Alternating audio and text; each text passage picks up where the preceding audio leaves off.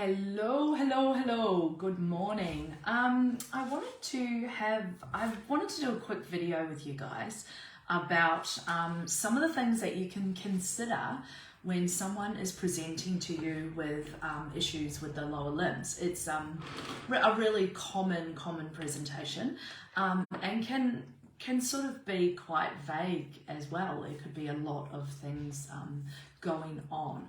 So the reason why I thought of this particular presentation is because it's actually going on with me right now. So as much as we can kind of have a little bit of a giggle when we're laughing and talking, and it's a bit fun talking about this stuff, also obviously with these things there can be quite a few red flags that you do not want to miss. So I don't know, I thought I'd use myself as the guinea pig and we can talk through a few of these things. Okay, so what's going on is I have noticed the presentation is an increase in sort of spider veins and patches of varicosity and sort of slightly protruding circular varicose veins and spots like that, and also my feet can feel quite hot and tingly, especially at the end of the day. It's been really hot here and we're just kind of coming into autumn, thank God, and things are cooling down a bit, but that's what's going on. Okay, and the fatigue at the end of the day when I've been on my feet a lot. So the observations obviously are what we can see. We have the observations are very passive. They are just looking at whatever area that you're looking at. So, you know, I could see, as I mentioned, I could see some spider veins. I could see some, you know, an increase in, I would definitely say mild sort of varicose veins. And there was no visible swelling to the lower limbs. Upon inspection, so remembering inspection is when we sort of take it up a little notch and it's slightly more invasive, I guess. We might ask the person to move around, we might ask the person to come in closer or a little bit further away so that we can get a better look at the particular area that we're looking at. So upon inspection, I could see that my feet were a little bit pale, but yeah, it wasn't too bad. Okay, so some of the physical examinations that are really important when you are presented with this is peripheral pulses. So we check peripheral pulses to check for blood flow to the lower limbs. So, you know, when we're talking about the lower limbs, we're talking about the legs, and then we're talking about the feet, and then we're talking about the toes. So obviously when we're talking about peripheral pulses, we're going to start at the knee level. So we're going to start with checking the circulation at the popliteal pulse, which is behind the knee. Then we're going to move down to see if we can feel that. We're going to move down to see if we can feel it at the ankle level, which is the posterior tibial pulse there.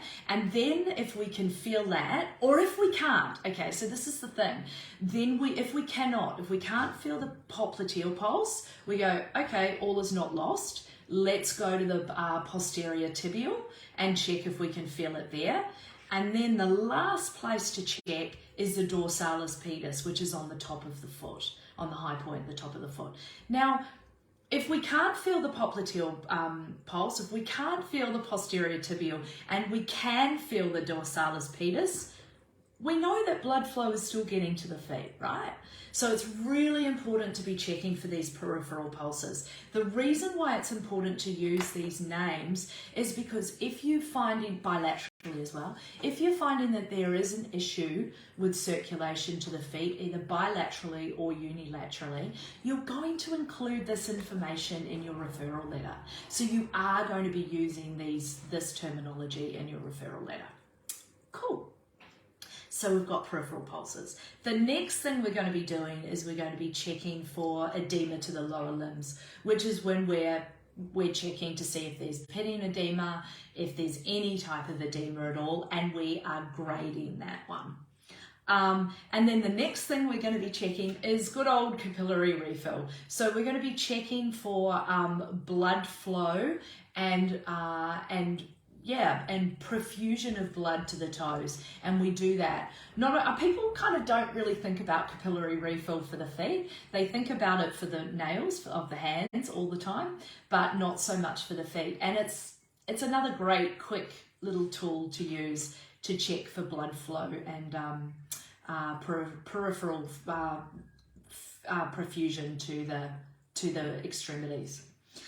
Okay, so we've done that. Now we are thinking we kind of going to go down the rabbit hole a little bit. We're going to be checking to see if there's possibly a neurological component to it. So that's when we're going to be using sharp and dull touch. So this is when we use our little, if you guys that have done my training, or if you've got the library, you'll learn all of that there. You'll use your little popsicle sticks, and you'll be checking to see you're going to be asking your patient to close your eyes, and you're going to be checking to see the responses with dull and with sharp touches, because it can indicate different issues with the myotomes and the dermatomes and on a neurological level. Now, it sounds really complicated. It is not. It certainly doesn't have to be. And, if you really want to go down the rabbit hole and get your neurological nerd on, you can then map it out. There are dermatome and myotome maps where you can see where there is a potential issue in the neurological system and with the spine. That is not necessary if you really enjoy that stuff. You can do that, and you can add that to your referral letter. So the point of getting any type of picking up on neurological red flags is not so that you can go and treat the neurological system. It's so that you can track any changes, and if you feel that it's necessary, you can use that information and the correct terminology in your referral letter. So I can't stress that enough. It's so, so important. So there we have it. We're thinking then if there's any neurological component to what's going on. And another really, really good thing that you can be thinking about is if there is any type of issue with glucose and with blood sugar levels. So, you might be getting them to check their blood sugar regulation, and you might do the glucose test with the pinprick. So that's because, as we know, that is a really important thing with circulation. Now, so we've got our observations, exactly what we can see by having a quick look. We've got our inspection. What happens when we start moving, asking the person to move around a little bit, and we start looking a little bit closer at things? What can we see then? Then we do our peripheral pulses. Okay, remembering that if we don't feel a pulse further up the leg and we can further down the leg, that's cool. That means blood flow is still getting to that area, right? We're going to do capillary refill on the toes to see the perfusion to the toes there, and to make sure that blood is moving correctly in that way. And then we're going to check for neurological component and involvement by doing our sharp and dull touch on the feet and the soles and potentially the lower limbs, if you feel that's necessary. And then, of course, I think blood glucose testing is so important for everyone for so many reasons. So that is another thing that you will be considering when you are presented with issues of the lower limbs. In the beginning, doing this sort of stuff can be a little bit overwhelming, but by you get comfortable with it, and it's something that you're looking at things and you're thinking about things and you're having conversations while you're doing a lot of this stuff. So I encourage you to give it a go, and if you have any questions about this, please let me know.